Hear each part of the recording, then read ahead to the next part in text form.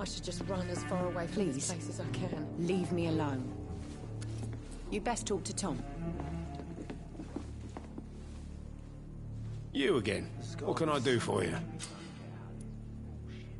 Tom, talk to me about the visit from your old friend, William. Yes, Will came by tonight, but he's not my friend anymore.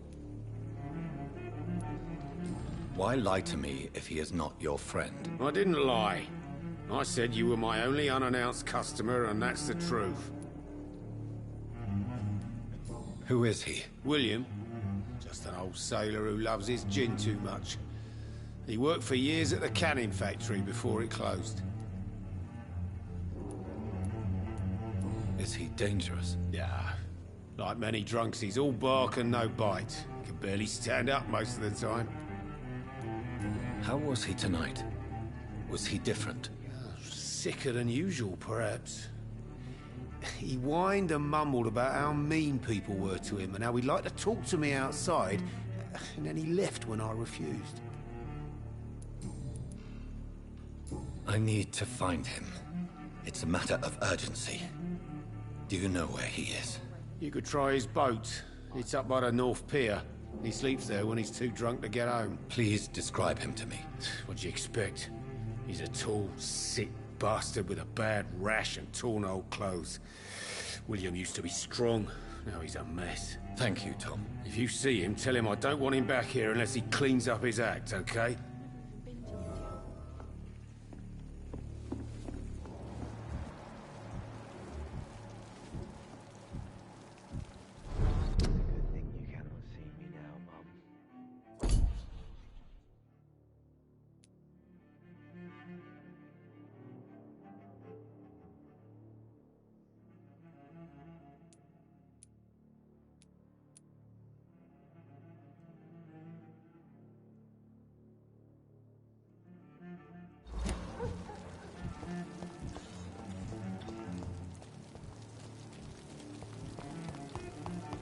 I will get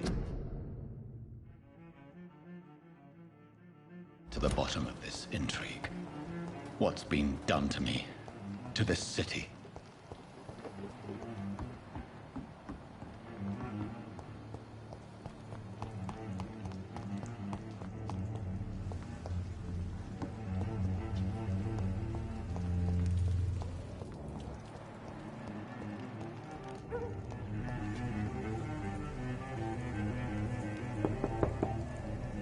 Nobody at home.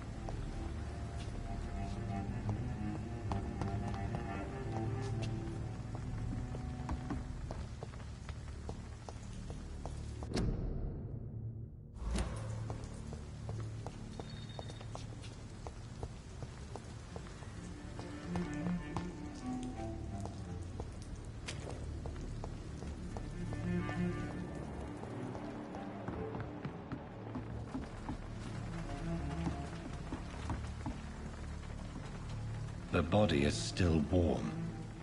This man has just been drained of blood.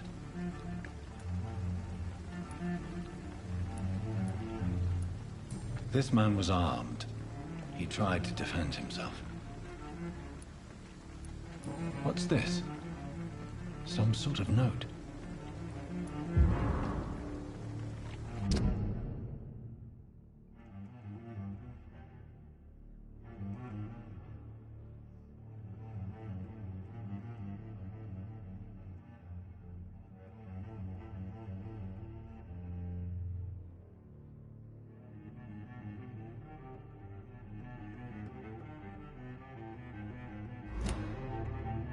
These men, they're a company of professional vampire hunters. This corpse has been dried of its blood, just like the previous victim. Blood and empty gin bottles. This Bishop fellow is something of a heavy drinker. There are blood splats on the other side of the canal. I must reach that barge.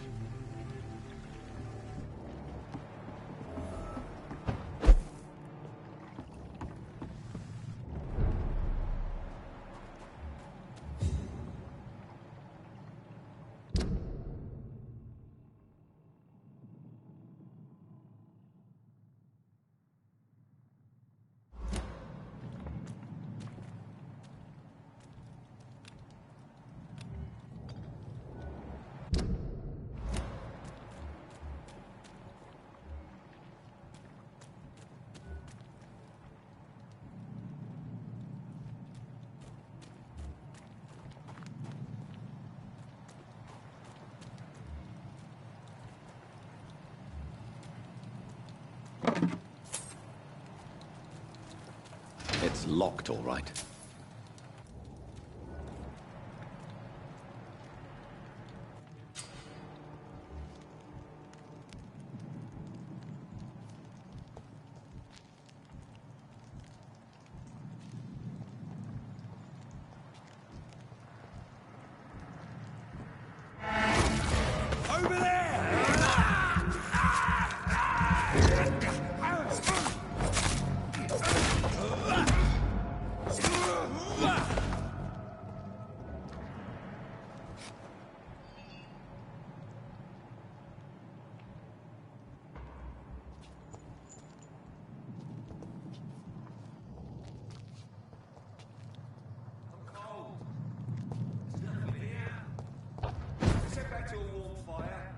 Shut that foolish mouth, please. You ever known McCullum to be wrong about anything? I cannot enter. No time I can remember. But I've only been part of the guard 3 weeks to the day. All the more reason to shut it, Mr. Billy. If the man says a bloodsucker's dug it, Sorry, sir. you've got No one job, admittance. and that's to find it. And find it. Last warning, sir! But why do they hide where it's so damn cold?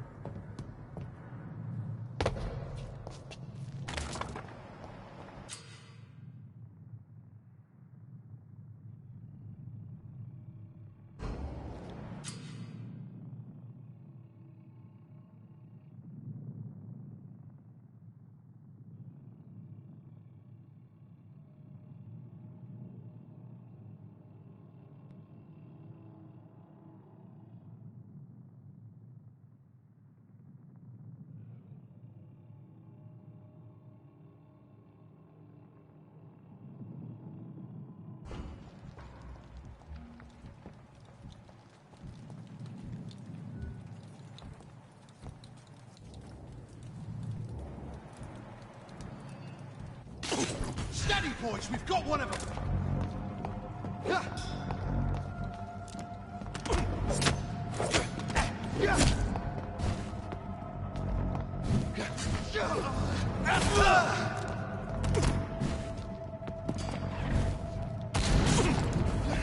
Put an end to you!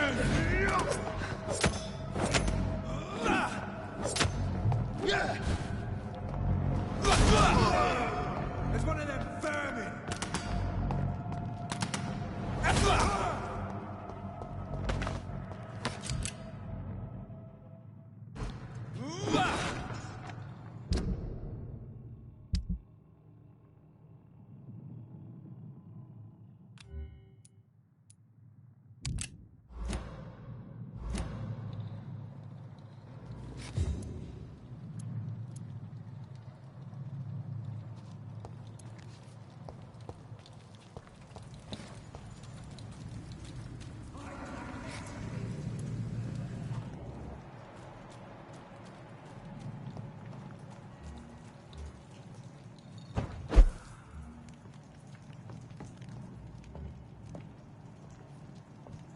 That's this nest of them cleaned out.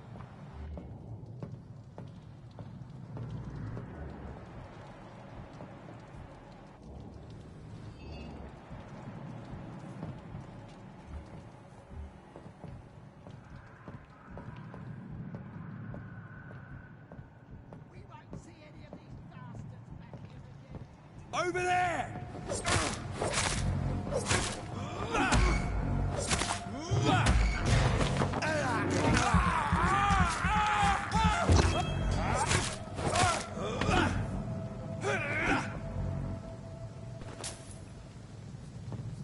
I like their screams when you burn them alive.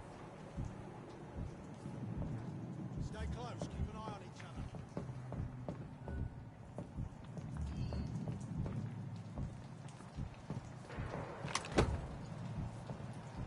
We won't see any of these bastards back here again.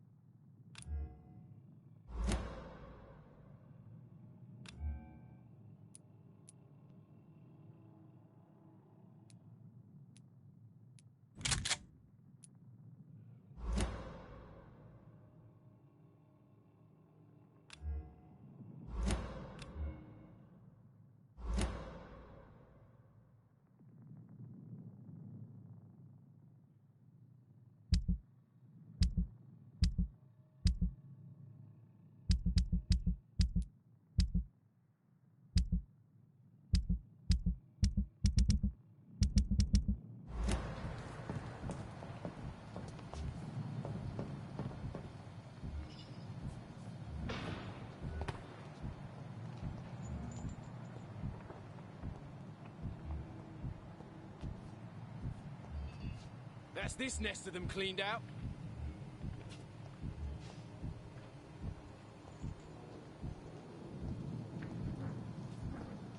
See them fancy clothes?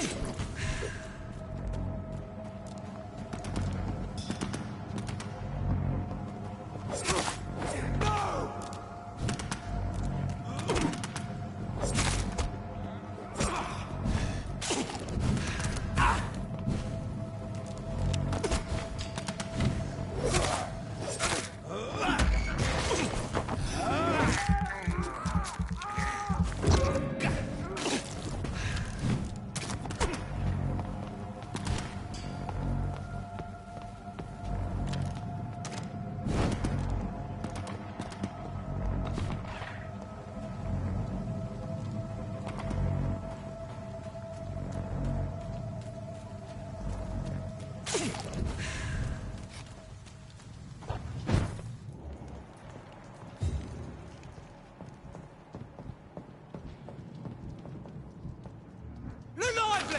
It's on to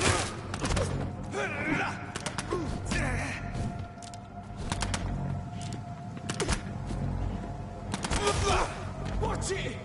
It's a killer!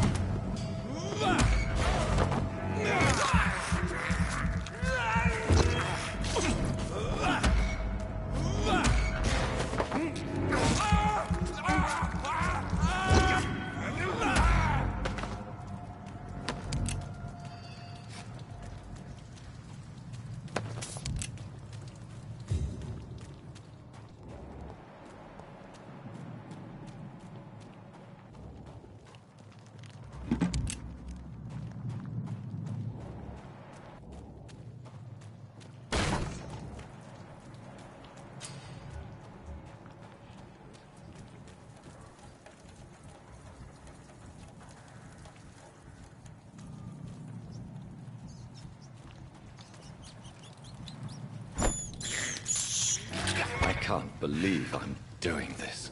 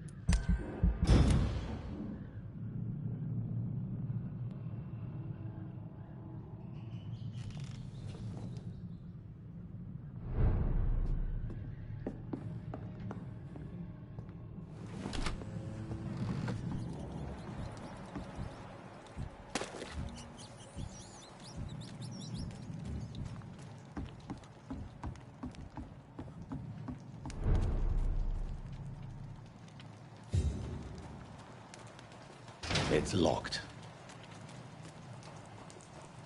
Fresh blood. The whole building reeks of it. The scent is so strong it makes me dizzy.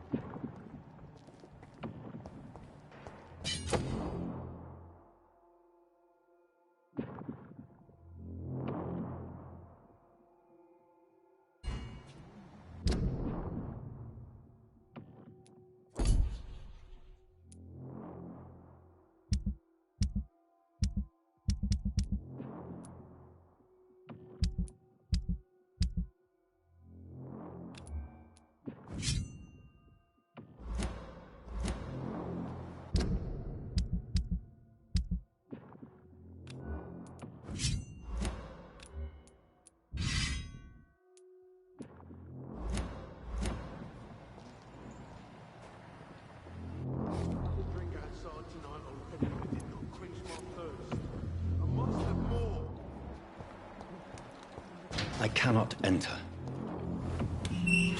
This place reeks of bloodshed.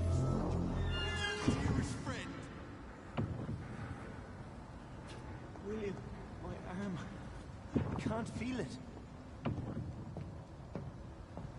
This creature is bedeviled. I must put it down.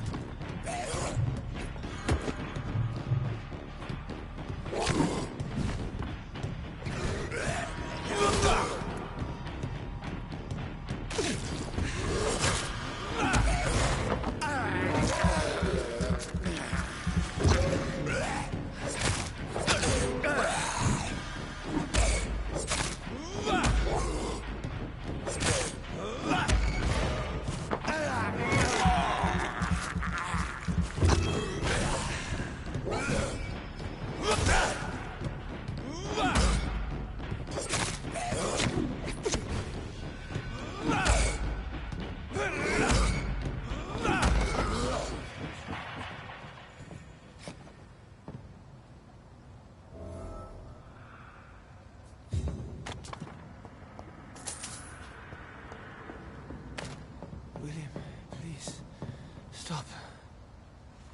William was an honorable man. I could have saved him. Mr. Hampton, are you in there? I knew him well, another lost soul, a kindred spirit. Sir, listen to the sound of my voice. I'm a doctor. You're suffering from shock. I must return to my flock. They'll stray without me.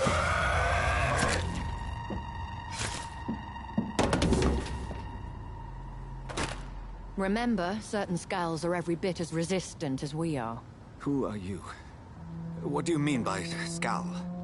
You truly are a newborn. I should have realized. Wait. You are the woman from the bar. Are you... like me? Can you help me? I believe, sir, I already have.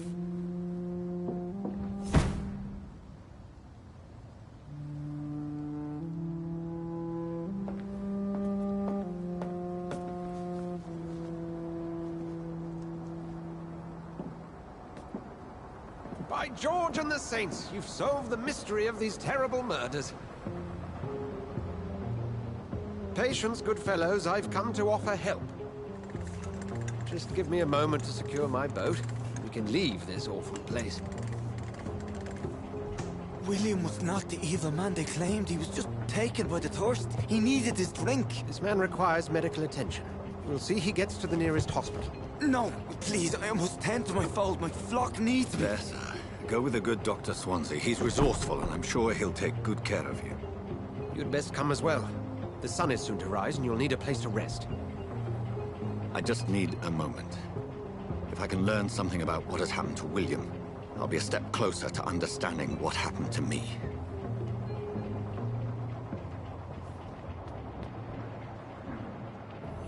This poor creature can't be my maker. Could it be some subspecies of vampire? I must find a place to analyze the blood.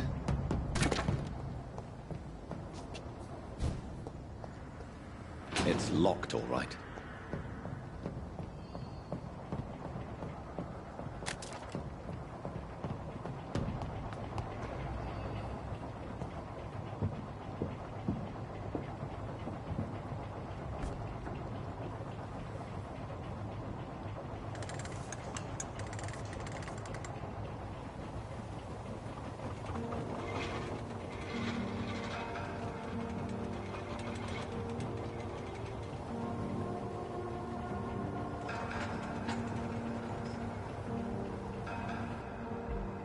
Where are we headed?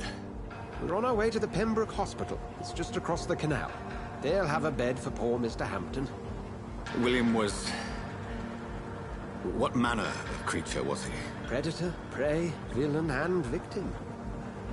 Who can say? The important thing is that he's been stopped. Duly noted. And the woman? What... who is she? What woman? Oh, don't play me for a fool. You used me to locate that skull. You must know who she is. And I thought you a gentleman. You shouldn't talk about a lady behind her back, but I will tell you she values her privacy. Were London as peaceful as she appears from the middle of the canal? If only that were the reality of the situation. To be honest, I've always tried to avoid this part of town. Pembroke Hospital is the last bastion between the rest of London and the epidemic. The flu has decimated the East End and the war still rages. Welcome to the front lines of a plague. This is where you work, Dr. Swansea? I am the administrator of Pembroke Hospital. I thought you were here in service of your mysterious order, the Brotherhood of... Of St. Paul's Stole, yes. But first and foremost, I'm a man of science. A physician, like yourself, Dr. Reed. How do you know who I am? No need for modesty. You are Dr. Jonathan Reed. A surgeon of some caliber and renown, if I'm not mistaken. You are correct, sir. I knew it! I had my suspicions. But when you took the blood sample from the corpse of poor William, I was certain. Dr. Reed. Marvelous. Have we met?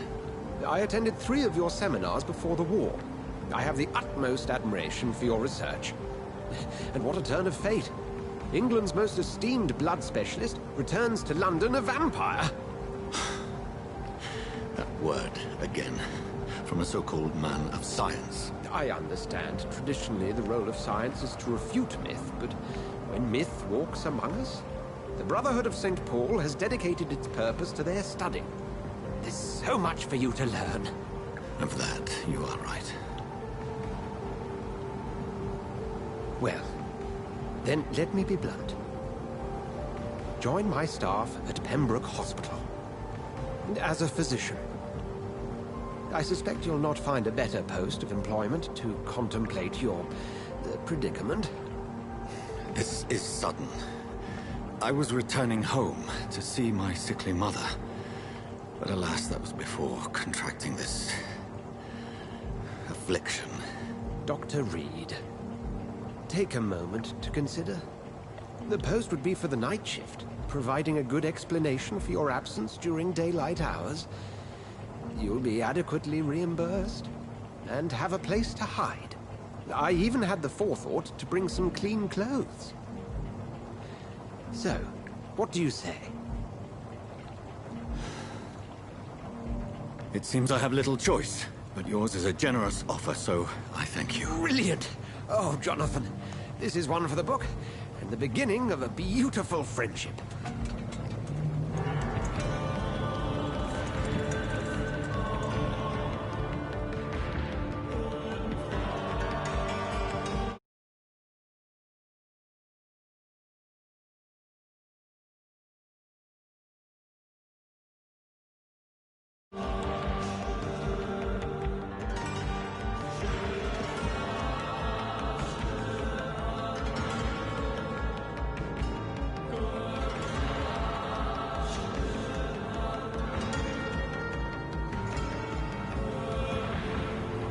Dr. Swansea, thank goodness. I was beginning to be concerned. Worry no more, Nurse Crane, for I bring good news. Oh, Doctor, what a night. We lost 2 more patients. Nurse Scow said she couldn't take it anymore and resigned. Yes, well, I'll make a new rota in the morning. In the meantime, find a good bed for Mr. Hampton. Be sure to pay attention to his needs. Of course, Doctor. Oh, and Dorothy? Yes, Doctor? Dr. Reed here has just returned from the front. He served King Country and will be joining us here at Pembroke. We're very lucky to have gained a surgeon of his talent, and one so experienced in blood transfusions. That is good news indeed, Doctor. Oh, yes.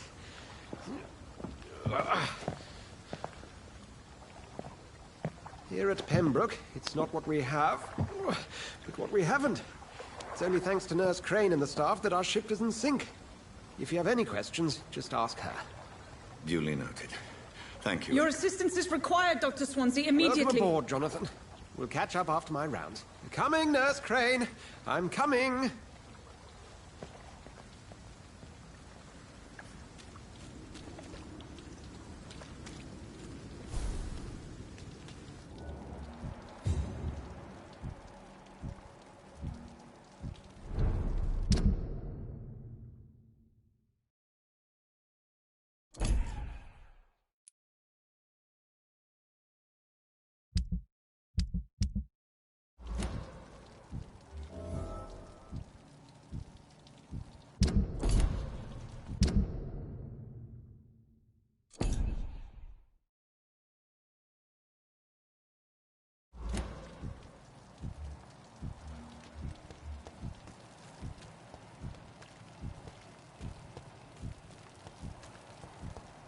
I cannot enter. I'm sorry, Jonathan. Mr. Hampton needs me right now. You can do better than that. Nah, it's my turn.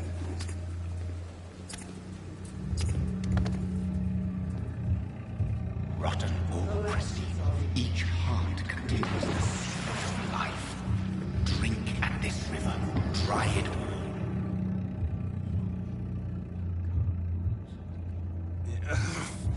Oh, come on, you bastard! I won't bite. Sir, please. You've lost too much blood. Calm yourself. You think I didn't notice? Stop your staring and get me to an hospital, you arse!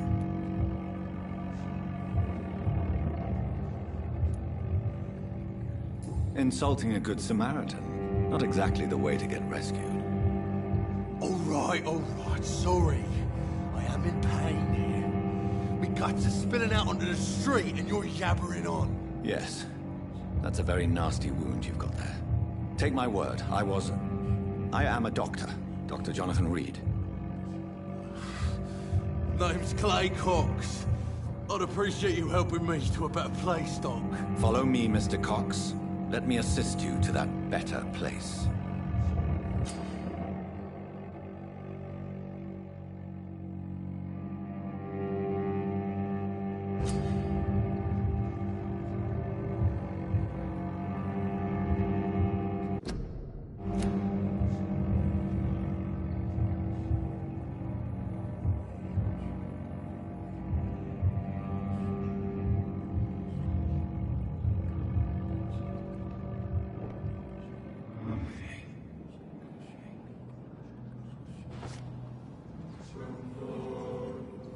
Bring this fading light into the shadows.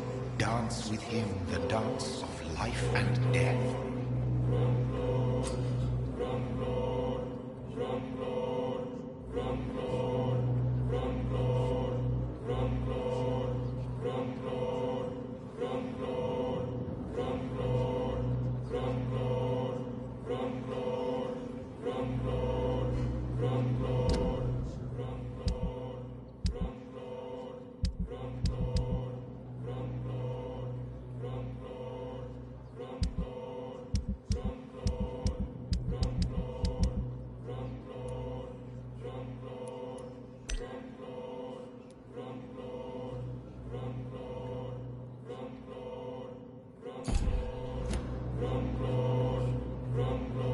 No more. Not tonight. Not like this. I will not take another life. What happened?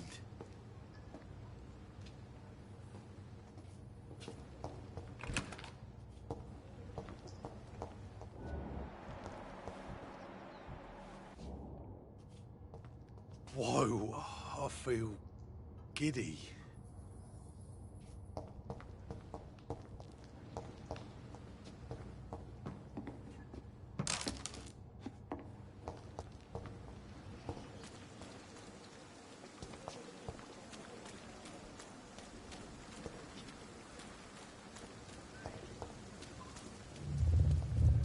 It is wise for the huntsman to sometimes let his prey go, but no famished hunter can run for long.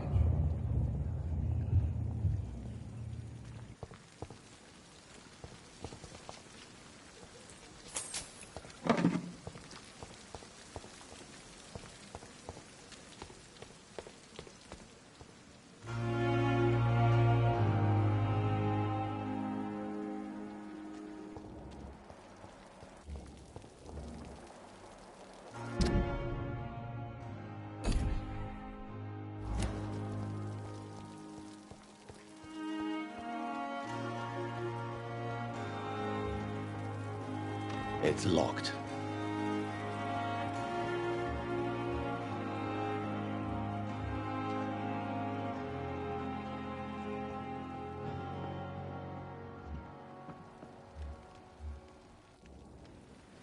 Good evening, nurse. I'm Dr. Jonathan Reed, the new surgeon here at the Pembroke. Dr. Swansea has already told us about you, sir. I'm Nurse Gwyneth Brannigan. Welcome to the Pembroke Hospital. Did he really? It's a good thing I wasn't hoping to keep a low profile. All members of staff have already read about your new blood transfusion technique. Dr. Swansea made sure of that. I see. Well, I'm a little surprised, but I suppose I'll just have to deal with this unexpected notoriety. You must know, blood transfusions are Dr. Swansea's primary subject of research. He is convinced it is the future.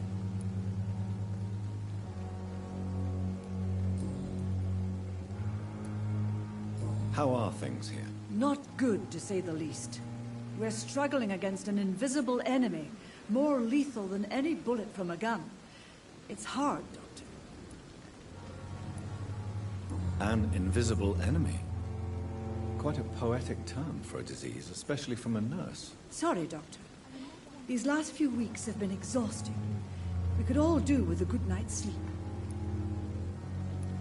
Do you think this hospital can survive the epidemic? We are all volunteers here, and we're trying to hold fast, but how do we beat an invisible killer? Some nurses have already resigned. I'm not familiar with all the staff yet.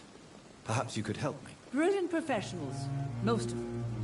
Dr. Swansea has a gift for recruiting talent. Most of them?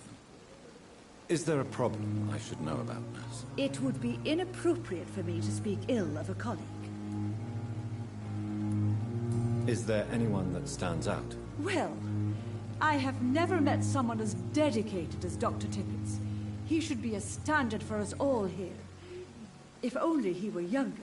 Why should his age be a problem? I guess it's fair to say he's always pushing himself to the limits. He just doesn't know when to stop and get some rest. Nurse Brannigan, if you do know something, please tell me. Anything you say will be held in confidence. No. I may disagree with some conduct, but in the end, everybody is doing their best.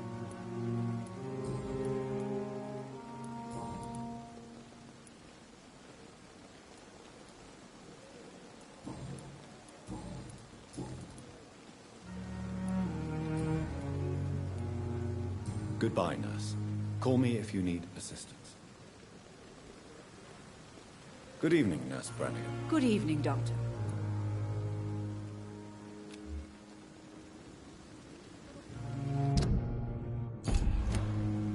Goodbye, nurse. Call me if you need assistance.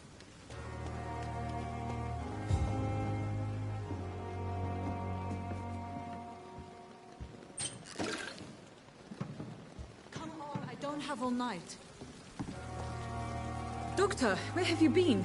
I've little time to play hide-and-seek with new staff members, no matter how illustrious they may be.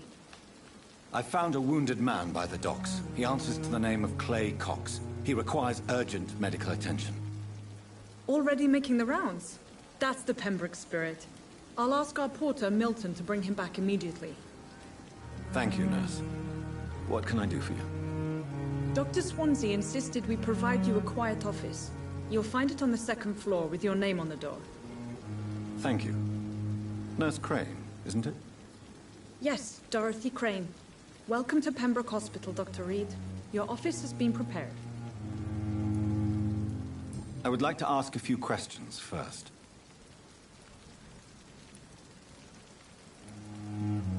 What kind of man is Dr. Swansea? Well, you accepted the job from him. I thought you would have known about your employer.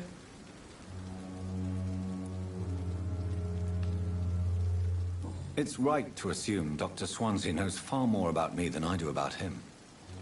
You'll get to know him soon enough, and better than me. The administrator has better things to do than mix with us. Apologies, I've only just met him the once. This is sudden. I've only just returned to England.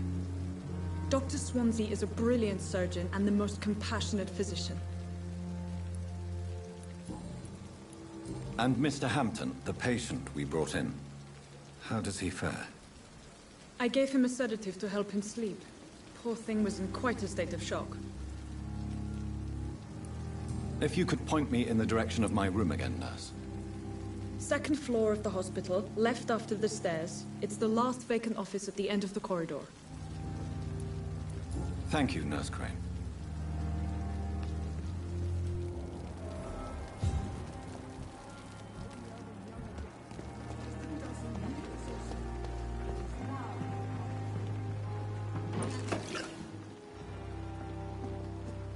Good evening, sir. So it is true. The famous Dr. Reed has joined us. I can't think of any better news during these terrible times. Do we know each other? Actually, yes. We met once before, at the Rockefeller University in New York. Dr. Tippett, yes, I remember. I was assisting Professor Carell in his research about coronary bypasses. He had nothing but praise for you. He was also very confident about your future. And look at you now.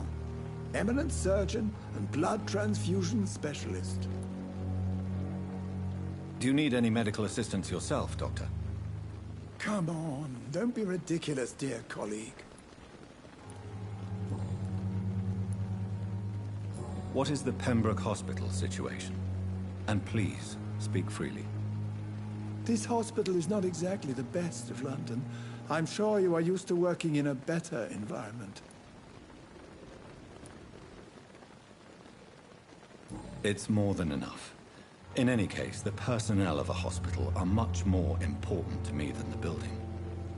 Don't be misled by appearances, Dr. Reed. This hospital does not lack talented people. It just lacks hope.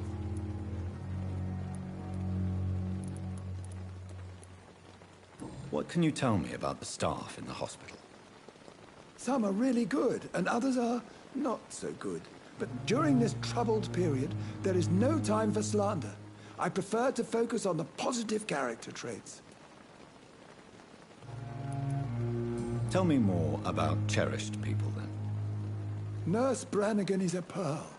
She is the most helpful and dedicated nurse I've ever worked with.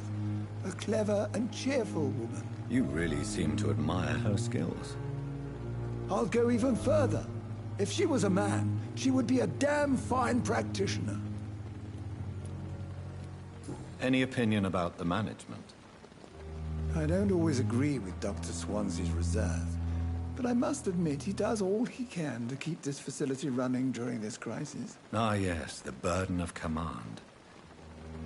I was fed up with this concept while serving as a medical officer. Don't get me wrong. Swansea's a good administrator. I just wish he would get out of his office now and again. You're exhausting yourself, Corcoran. Maybe you should think about preserving your strength. No. We must keep on healing all those poor souls. We are the last rampart before chaos. Once more, unto the breach.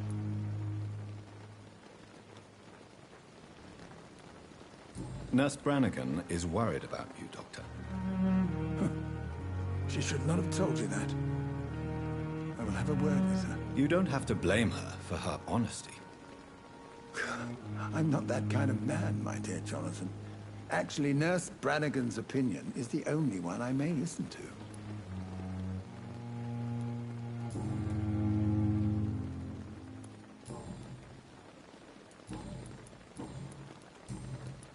Goodbye, Dr. Tippett.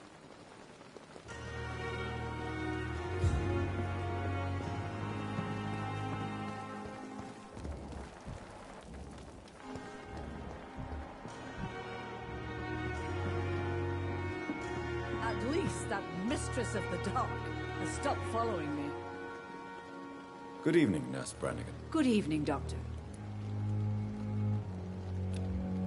Do you require medical assistance, Nurse? Thank you for your concern, but I'm fine.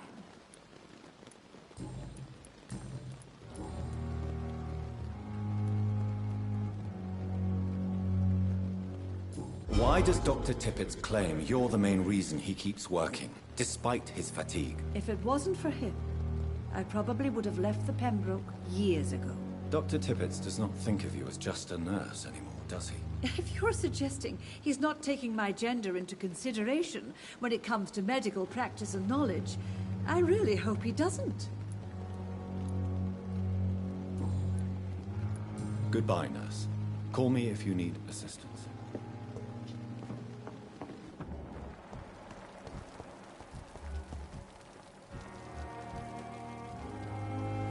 Good evening, sir. I'm Dr. Jonathan Reed.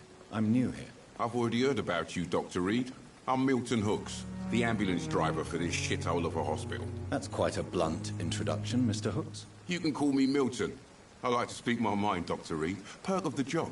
Don't judge me, and I won't judge you. I'm not sure I understand what you're talking about. Well, I'm no doctor, but I'm pretty sure a gun can't be used as a surgical instrument. You have a keen eye. I learned to shoot during the war, and have carried one ever since. Old habits die hard. No need to explain, Dr. Reed. And if you ever need a better gun, remember, I may have something for you.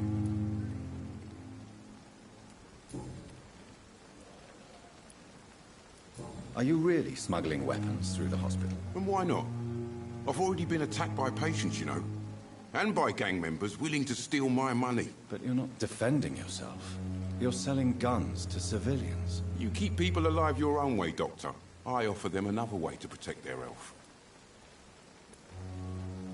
How is the situation around here? You want to hear the situation is all right? It's fucking awful. We lack everything, and it's getting worse every day.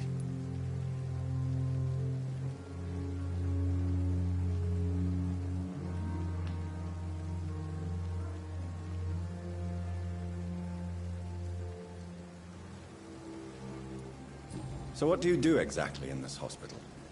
Apart from smuggling guns, I mean. I've been an ambulance driver since... too long, I guess. I bring sick people here night and day. It's a dirty job, but I get it done. Most of the time.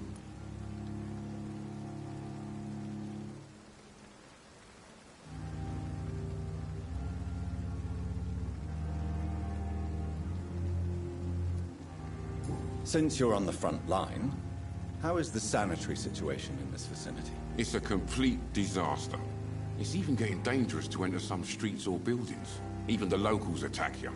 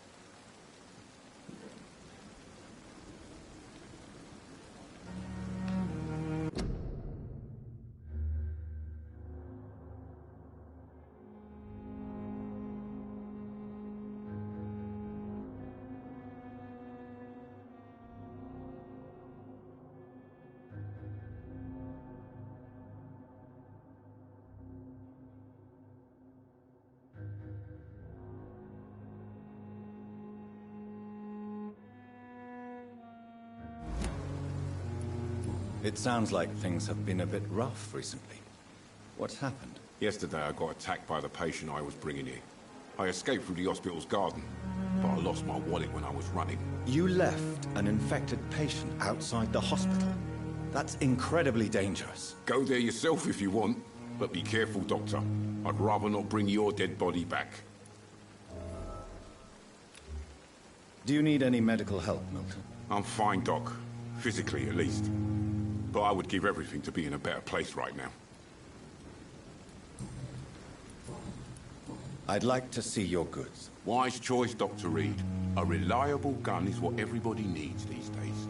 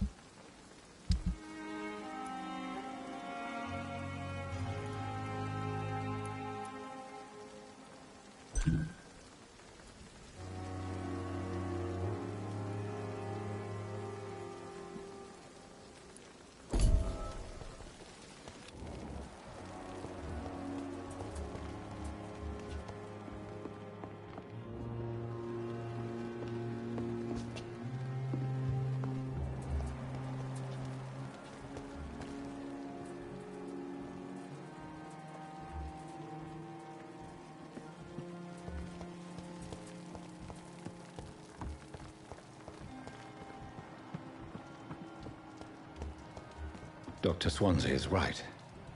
This place seems perfect to conduct my research.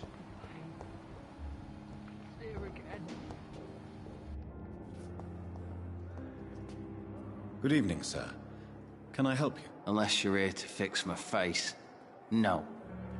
I don't think you can help me. I'm Dr. Reed. I've recently taken the position of head surgeon here.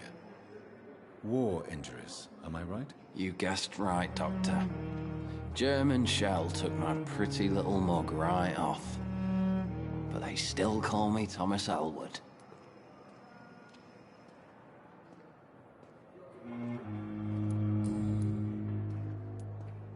How is your stay with us, Mr. Elwood? Oh, it's bliss. I just escaped death in the trenches to be surrounded again by the moans of the dying. Can I ask you precisely why you're a patient here? It's the pain, sir. The drugs don't work. It just hurts under the scars, if you get my drift. Can I do anything for your pain? Nurses gave me a bunch of pills. No effect. Told you. It's like the flames are under my skin, burning away. Who is treating you? Is someone in particular looking after your case? Nobody since the old and tired doctor spoke to me. Started to think I was forgotten about. Wouldn't blame you. You don't seem worried by that. My face hurts so much more when I smile or cry. I've learned it's easier not to speak. But be assured I'm smiling inside.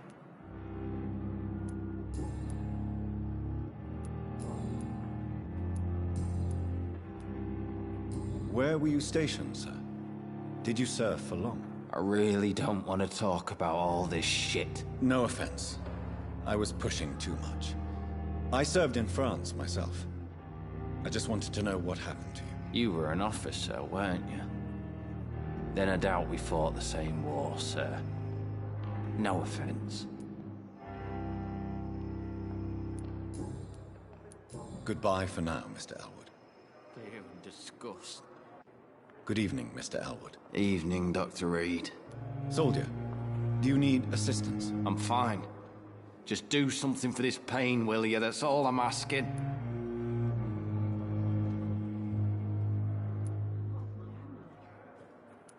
Goodbye for now, Mr. Elwood. Fear and disgust on every daily routine. Good evening, Mr. Hampton. How do you feel? Dr. Reed, is it? Oh, sir, I must apologize for my behavior. What do you mean? I was not myself in the factory. Fear and exhaustion made me say awful things to you, I'm afraid. You remained perfectly nice and polite. A little delirious, perhaps. But who wouldn't be after enduring an abduction? Thank you, Doctor. That's a relief. Now all I need to do is rest and return to my flock. Do you know Tom Watts, the bartender from the Turtle? I met him before I found you in the canning factory. Tom? Yes, of course. Always the helping hand, good old Tom. Without men like him, corruption and despair would have wiped out the East End long ago. People are still in despair. How could it be otherwise? The authorities have left us all to rot in this contagious nightmare. No drugs, no advice, nothing. It's a damn shame. Who should I avoid in this part of town, then? Any particularly evil figures? Not really. Most men and women are just doing their best. And it's not my habit to speak ill of people I know, Doctor.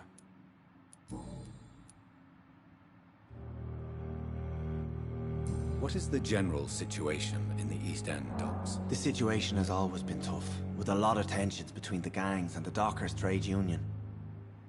The Wet Boot Boys are very nervous since they lost their leader. Who leads the gang now? Since Clay Cox went missing, it's his wife Edwina who runs the show, with the assistance of her minion, Booth Digby. Has the gang been threatening you? Ah, no. I've had this nickname for so long, you know, the sad saint of the East End. No one dares to bug a saint, not even criminals.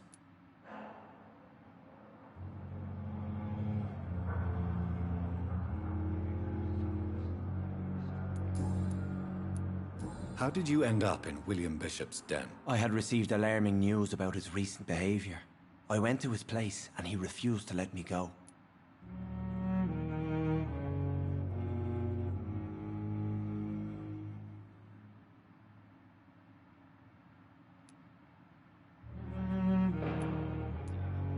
Why did he abduct you? William was an alcoholic.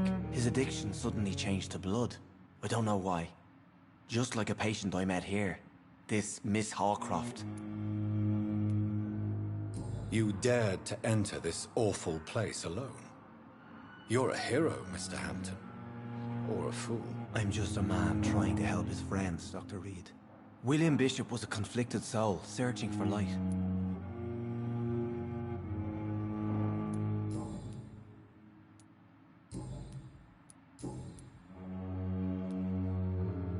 How do you feel, Mr. Hampton?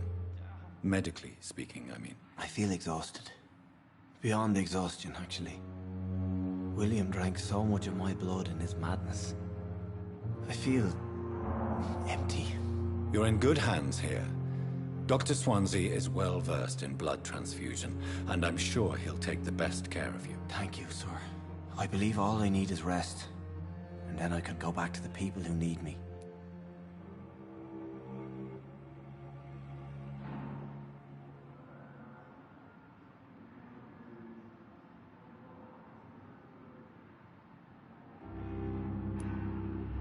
What do you do for a living, Mr. Hampton?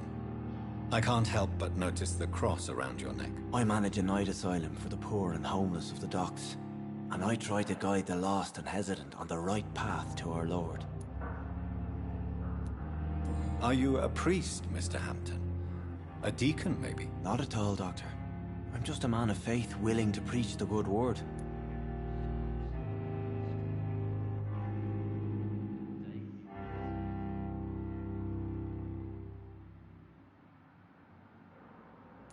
Why didn't you use your cross against William Bishop? To repel him somehow? That's a very strange question, Doctor. A cross is no magical token, if that's what you were trying to say.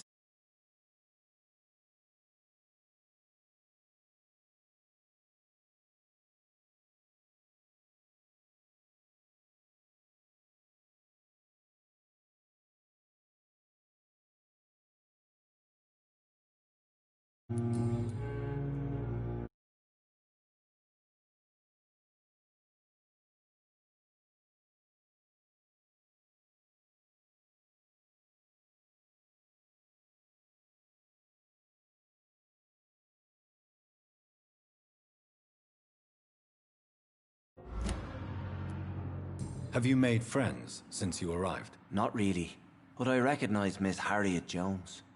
I knew her when she lived by the docks. That poor woman had such a miserable life. You never came to see her here at Pembroke? Receiving visits when sick can be an important part of the healing process, you know. We're not just bodies. You're preaching to the converted now, Doctor. To be truly honest, I thought she was dead. She left the docks many months ago.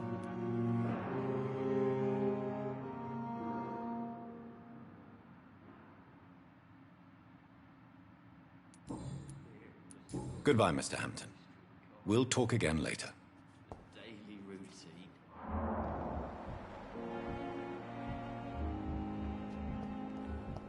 I cannot enter.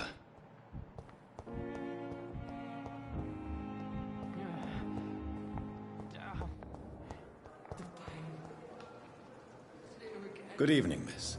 I'm Dr. Reed, the new surgeon at the Pembroke Hospital. And who are you? Your name has no meaning to me, mortal. You're nothing but dust blown by the winds of eternity. I beg your pardon? What are you begging for, mortal? My clemency? Well, tonight maybe I'm inclined to mercy. You'll never forget the night you met Thelma Howcroft. You keep calling me mortal. Why is that? And if I'm mortal, what are you? Well, Dr. Reed, if you must know, I'm a vampire.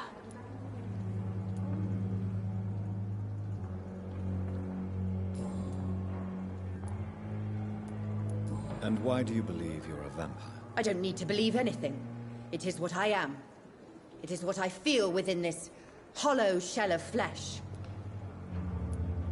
Please, describe to me how you feel. What is it like to be a vampire? I can hear my body crumble from the inside as my flesh cracks and fades. I sense the last pulse of pustulant blood within my drying veins. I need new blood. I see. Have you ever heard of Cotard's syndrome, Miss Howcroft? Never. It's a mental illness discovered by a French neurologist named Jules Cotard. The affected patients are delusional. They believe that they are putrefied, that they are dead, a ghost or a ghoul, or in your case, a vampire. Delusional, you say? Oh, sad and petty mortal. You can't even begin to understand the concept of immortality.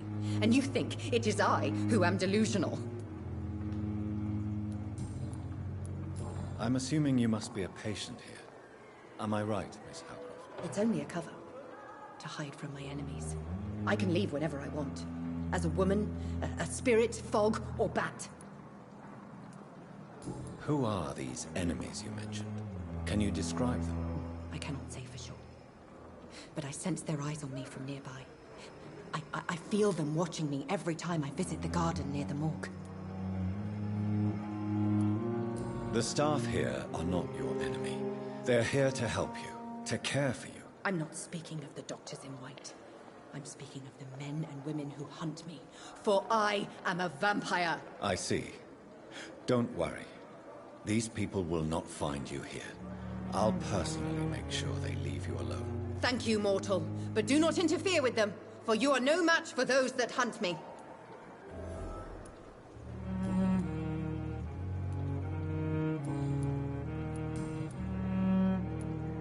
Who are you really, Miss Howcroft? I mean, apart from being a vampire. Is that not enough for you, puny mortal? What do you require? Proof of my powers? I'm curious to know who you were before becoming a vampire. It was such a long time ago, I don't remember. Centuries of unholy life can have strange effects on one's minds, you see?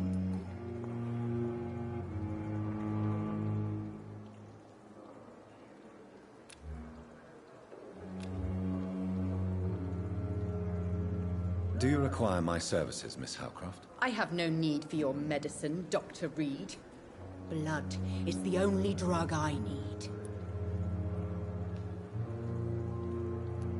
I'll leave you, Mistress of the Dark, to your nocturnal activities.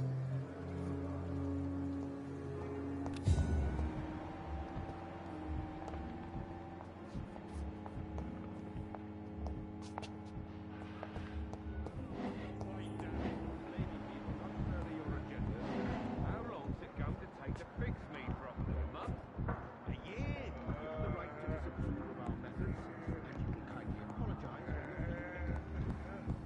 It's locked.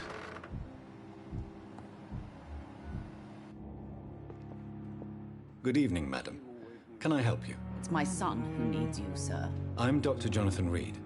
How can I help your son? I'm Beatrice Goswick, mother of Mortimer Goswick. Could you check on him, please, Dr. Reed? I've heard much of your talents as a physician.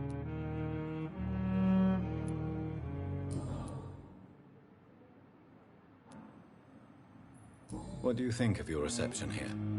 Any complaints? I have had the uttermost reservations about this hospital since we arrived. But we had no other choice, considering the state of emergency. Is there something in particular that's bothering you? Some of the staff were not especially welcoming.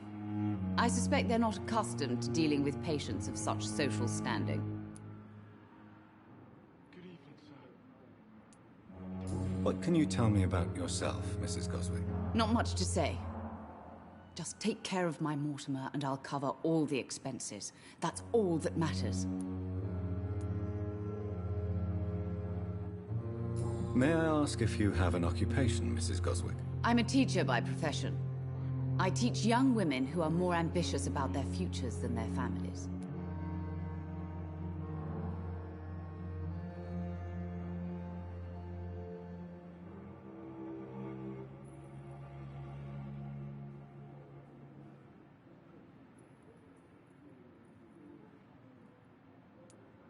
Are you really that rich?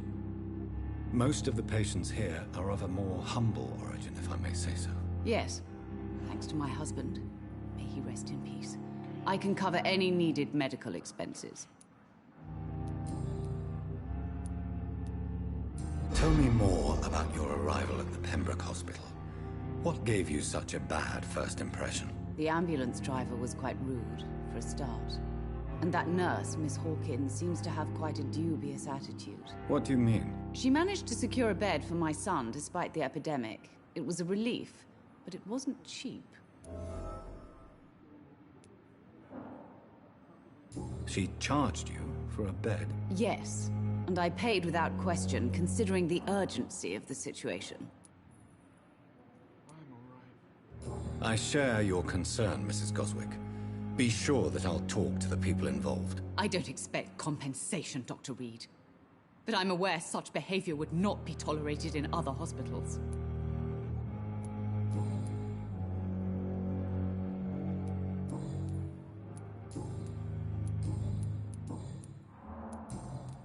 Goodbye, Mrs. Goswick. Good evening, Doctor. How is my son doing?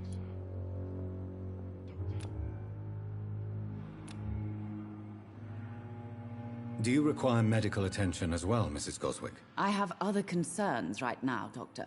But I'm fine, thank you.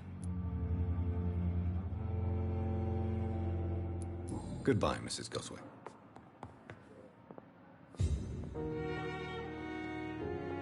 This hospital seems to be falling apart. But in the circumstances, I'm willing to give you the benefit of the doubt.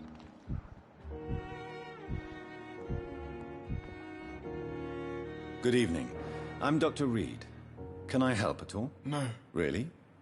Why are you here, then? I don't want to talk. My throat hurts too much. I suppose that this pain is the reason you're here. Is someone taking care of you? Yes. And no. Could you at least tell me your name, sir? Mortimer. Mortimer Goswick.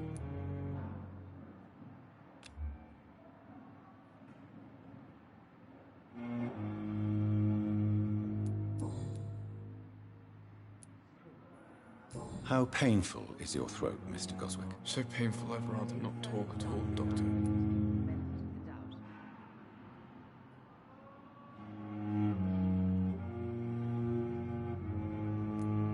I'm sure you realize a doctor and his patient have to communicate, sir. Would it help if I gave you some paper and a pen? Not really. I see. Then maybe it's not just your throat that hurts, Mr. Goswick. Perhaps your sore throat is just the consequence of something more hurtful. Yes, maybe. But I don't want to talk or even write about it now.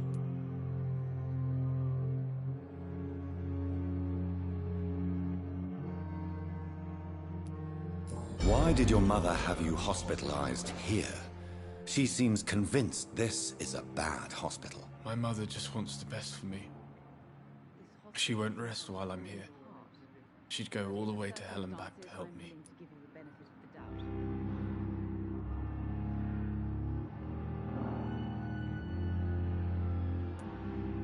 Pembroke Hospital may look unorthodox, but rest assured you're in good hands here. It's not me you have to convince, Dr. Reed.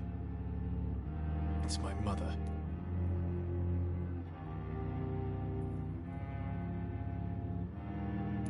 Is your mother bothering you?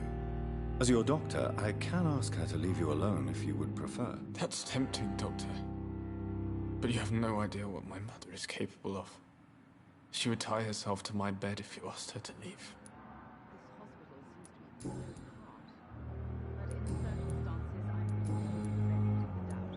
Tell me about yourself, Mr. Goswick. I don't want to talk, Doctor.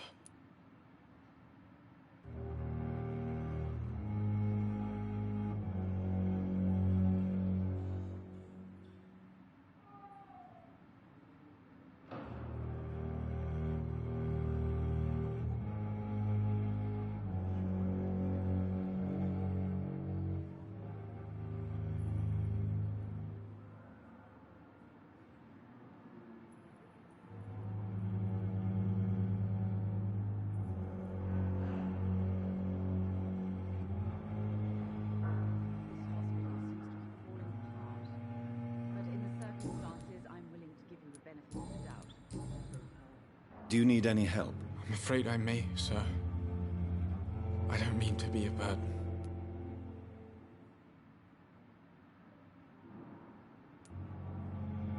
I will see you later. I have to go now, sir. But don't hesitate to contact me if you need any help. I'm all right.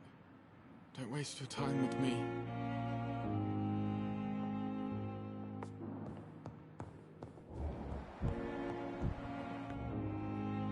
Good evening, sir. I'm Dr. Reed. May I help you? I don't know if a third opinion is needed. Your colleagues are already arguing about my condition. I see. Would you mind telling me more about your situation? I'm Harvey Fiddick. All I want is to get me bloody arm fixed properly.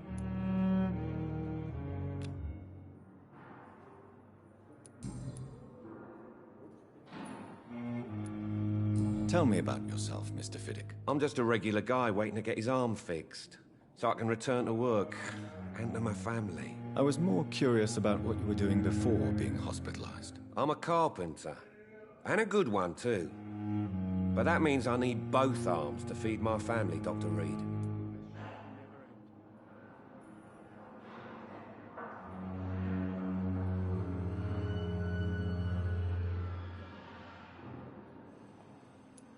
Are you satisfied with your treatment here? Well, it's clear that I've chosen a bad time to be injured. Forgive my bluntness, but you seem overwhelmed by cases of the flu. I won't lie to you about it. I'm afraid we are. Are you sure you don't want to operate yourself, Dr. Reed? I have the feeling you're very capable, and your colleagues seem to think so too. In other circumstances, you would be right. But for now, I don't think I can take on the responsibility. My apologies.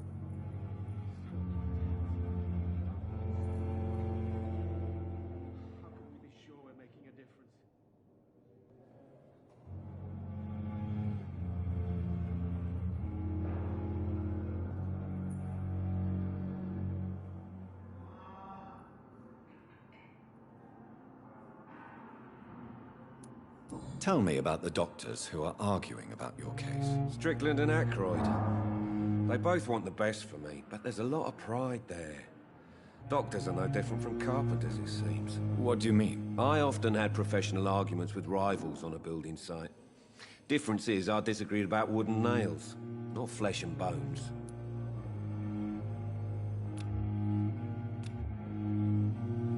Is there anything else that's bothering you? Can I help in any way? I'm all right. Considering the state of this place, I should consider myself lucky, I guess.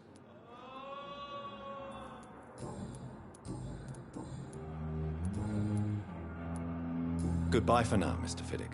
I'll see you later. You always knew the words to calm the children, Ellen. As for me, I like you're an idiot. Don't waste your time. I'm so tired. Will this shift never fall apart? Good evening, Doctor. I believe we're going to be working together. Dr. Reed. Dr. Swansea informed us of your arrival, but I could not dare to believe we'd have such good fortune. Such an honor, sir. Thank you. And you are? I am Thoreau Strickland, Dr. Thoreau Strickland. I'm a great admirer of your work, Dr. Reed.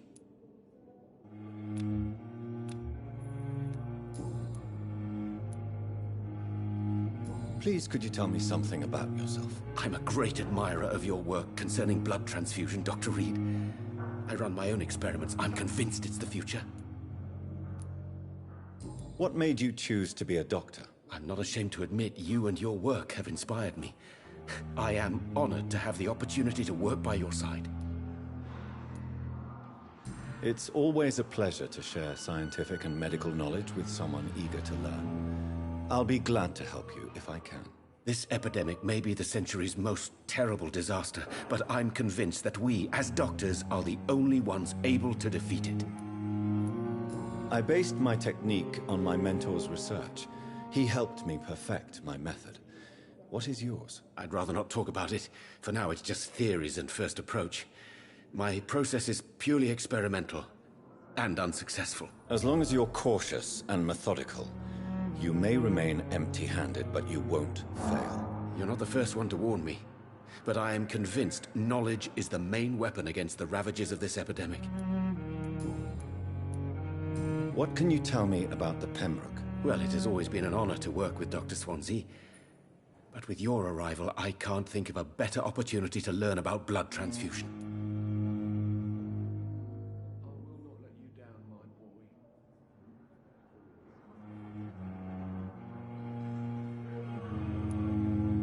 You seem quite optimistic. It's a rare and precious attitude in these difficult times. I'm convinced that this epidemic is a test of endurance and dedication for us men of science. Questions remain about our capacity to resolve the situation. True. Last summer, during the first wave of the epidemic, I used to joke with Milton about the extra work. We're not smiling now.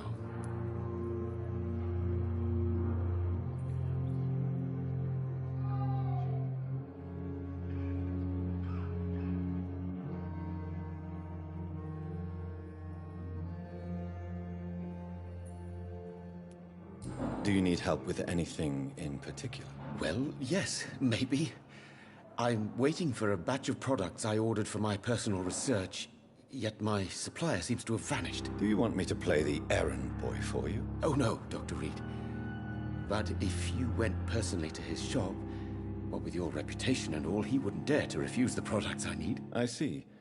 Well, give me the address, for I may pass by if I have time.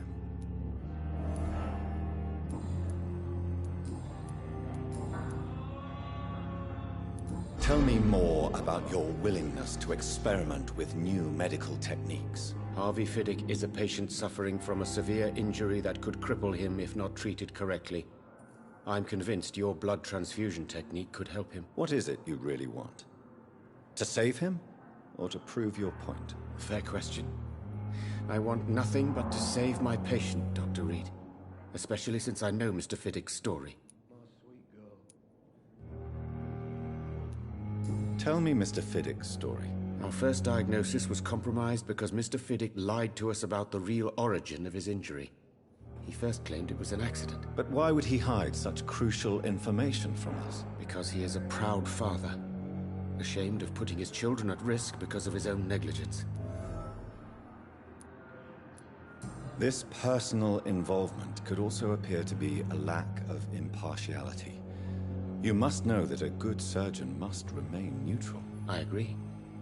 But that does not excuse Dr. Ackroyd's behavior. A man who did not even take time to converse with his patient. Do you think keeping his distance was a mistake? All I know is that I'm taking care of human beings with desires, hopes, and fears. Not some biological machine comprised of blood, bones, and flesh.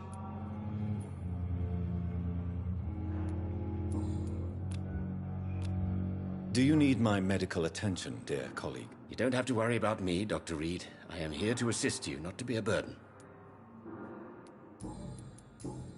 Goodbye, Dr. Strickland. But in the circumstances, I'm willing to give you the benefit of the doubt. Good evening, Mr. Fiddick. Good evening, Dr. Reed.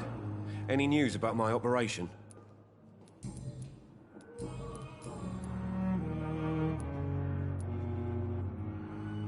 Tell me about your injury, Harvey. Why do you feel so guilty about it? My wife died because of me. And now I may lose everything because I've been careless enough to hurt myself. What an arsehole.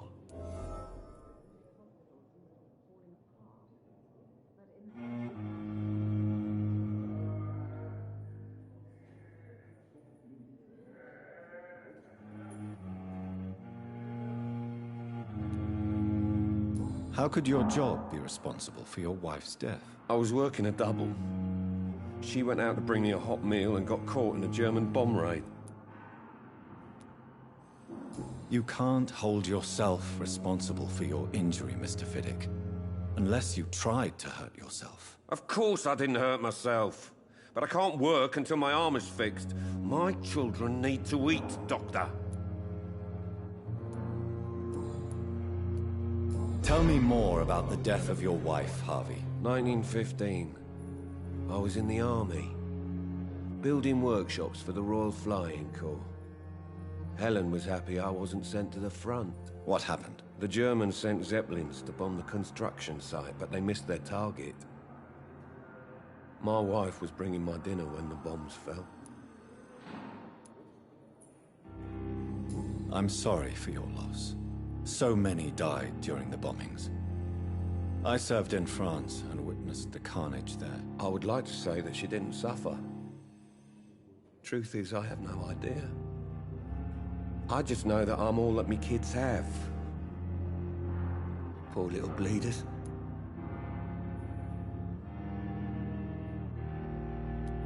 How are your children after losing their mother? They were smaller then. The only good thing about this is my Helen didn't bring them with her that night.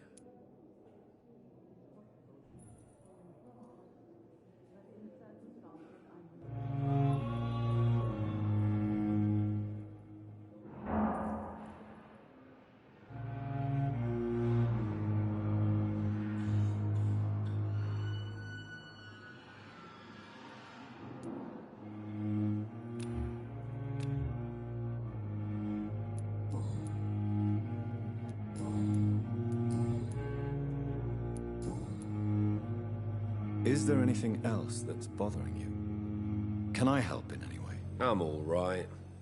Considering the state of this place, I should consider myself lucky, I guess.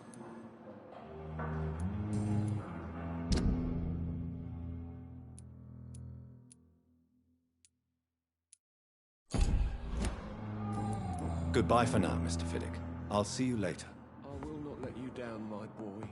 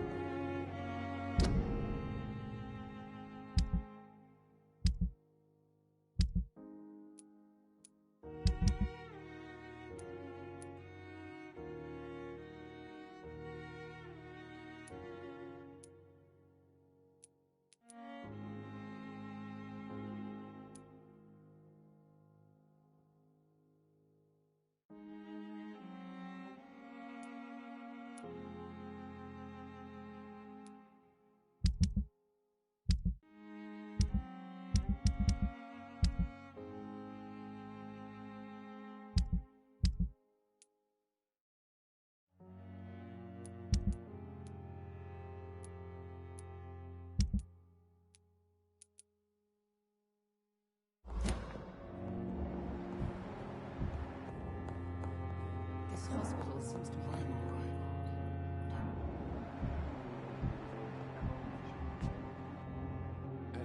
Good evening, sir. I'm Dr. Reed. I believe we're going to be colleagues. Reed? Yes, I've been informed about your arrival. I'm Waverly Ackroyd. Welcome aboard, I suppose. Does my arrival inconvenience you in some way, Dr. Ackroyd? Let us just say that I don't particularly share Dr. Swansey's enthusiasm for hiring you. What we need here are reliable professionals, not overrated dabblers.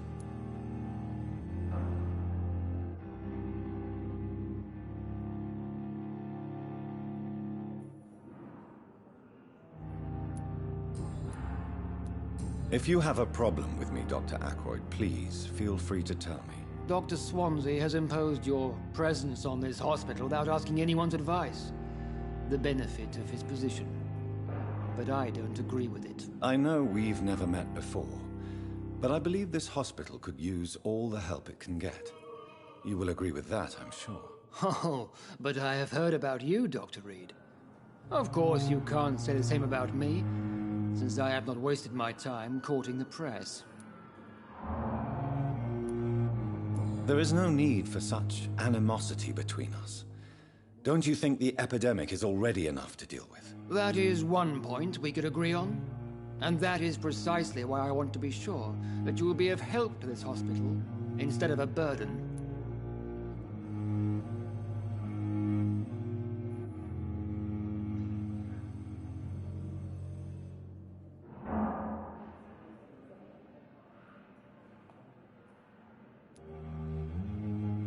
Since your tenure in this hospital is longer than mine, perhaps you can tell me more about this place. Let's just say I'm tired of the carelessness around me. I have always respected the skills of Dr. Swansey, but over time his enthusiasm has become displaced. Carelessness? Exactly what are you talking about? We're here to save lives. The people who trust us are not volunteering for experimentation. They're here to be healed. I don't intend to run any radical experiments, Doctor. Even if I, as any good practitioner should, express an interest in pushing the boundaries of medical research. Modern medical methods were created through audacity and ego. But there are rules in our line of work, and they're here to protect our patients.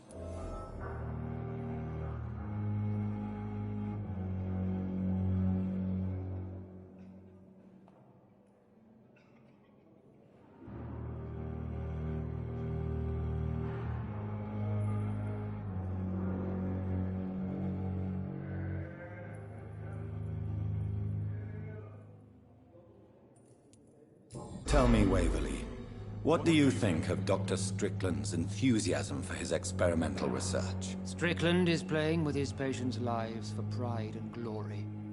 Now that, sir, is unethical. Are you thinking about something in particular? Harvey Fiddick needs delicate surgery. I believe we should stick to the usual procedure, but my young colleague obviously disagrees. And are you not afraid that your rivalry with Strickland may be blinding you? Rivalry? I guess you could call it that. But I will never be childish enough to let my personal feelings affect my judgment.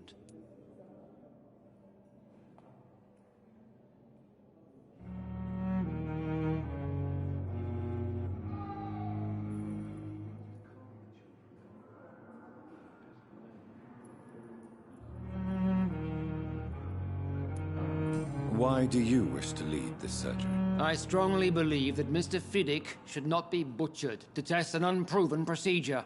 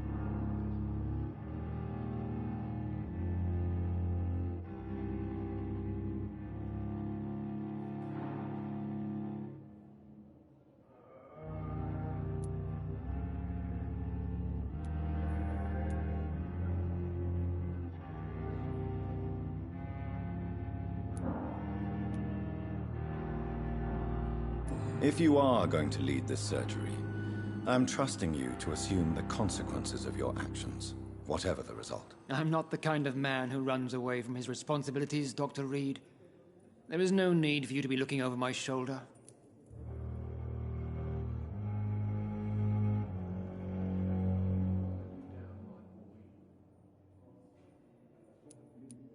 And are you not afraid that your rivalry with Strickland may be blinding? Rivalry? What? If you are... I'm not the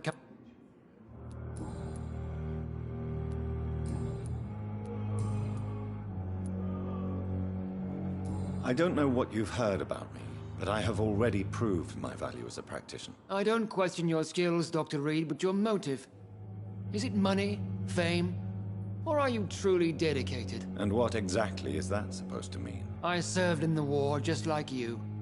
But unlike you, I did not use the wounded to play the modern sorcerer. Be careful what you insinuate, Dr. Ackroyd. I only want you to admit you used those men to improve your theories.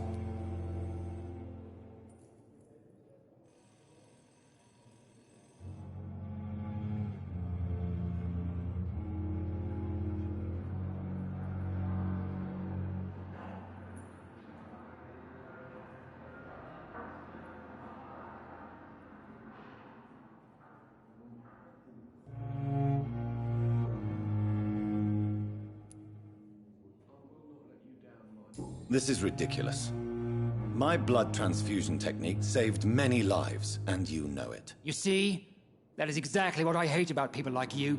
You avoid this kind of accusation instead of facing reality. I don't know what you've... I don't... And what exactly... I served in the war. Be careful what you I only want you to admit you... This is ridiculous. My blood... You see? It seems you have bad memories of your military service. I refuse to see this industrial slaughter as scientific progress. War only reveals the worst in men. We can at least agree on something, Dr. Ackroyd.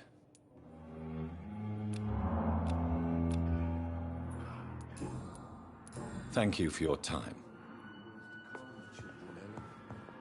As for me...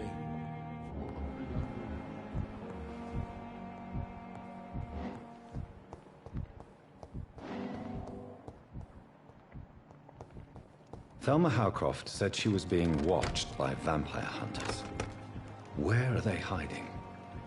I should investigate. You must be very angry about this unfair situation. I managed to arrange to have you buried in the same mass grave as your wife. I hope that might help. It's locked.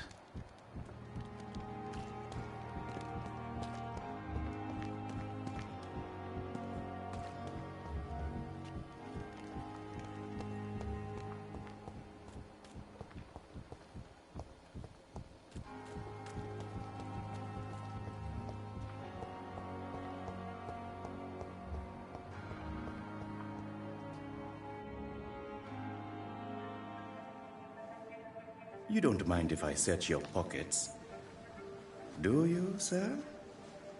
You won't need any of these anyway. I'm not stealing from you, mister. I'm only redistributing your belongings to people who need them more than you. You see, no one has claimed your body, sir, so it would be such a shame to bury you with your valuables. I will not forget you, sir, and I thank you for your generous donation.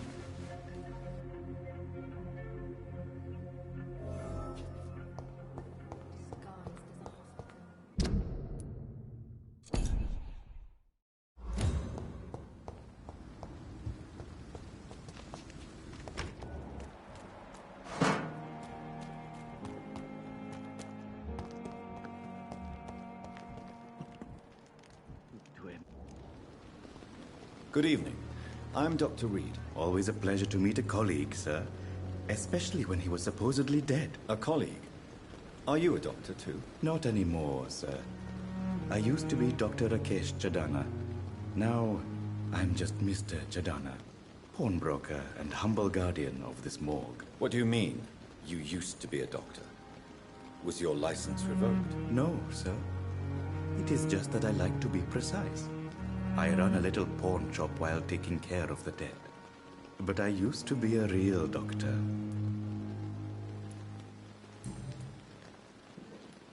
Do you work here alone? Yes, very easy work, sir. All I have to do is watch a few bodies. The situation was very different when the main morgue was still open. Why do you have to watch these bodies? Because these poor fellows have no names.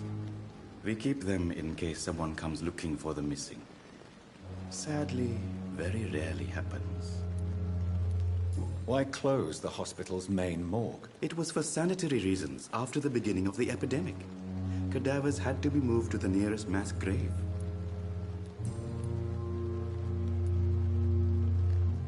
Are you afraid or uneasy being surrounded by so many corpses? Why should I? These bodies are empty vessels. Flesh left to decay. Poof. No soul anymore. All gone.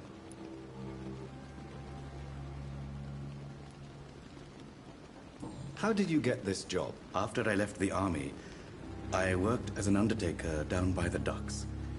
A dangerous place with many an unpleasant business there. Milton Hooks helped me get a job here. An interesting point of view. And quite an exotic one, too.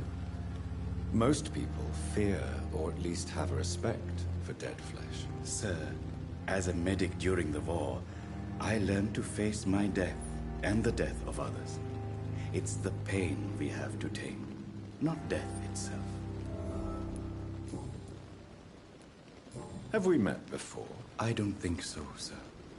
Why? When we first talked, you said you were glad to meet me since I was reported dead. Funny story, sir. Your sister came here a few nights ago. You were missing, and she was looking for your body. She must be very relieved now.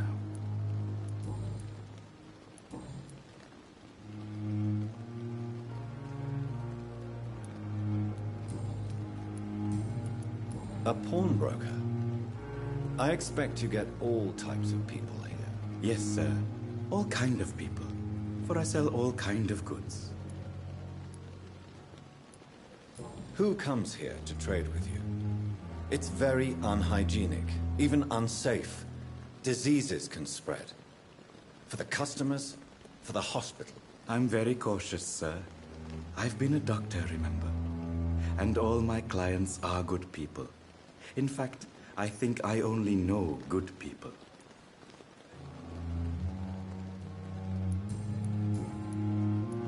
Goodbye, Mr. Chidana. More bodies. Good evening, Dr. Reed. Such a pleasure to see you again. Goodbye, Mr. Chidana. Tomorrow, more bodies.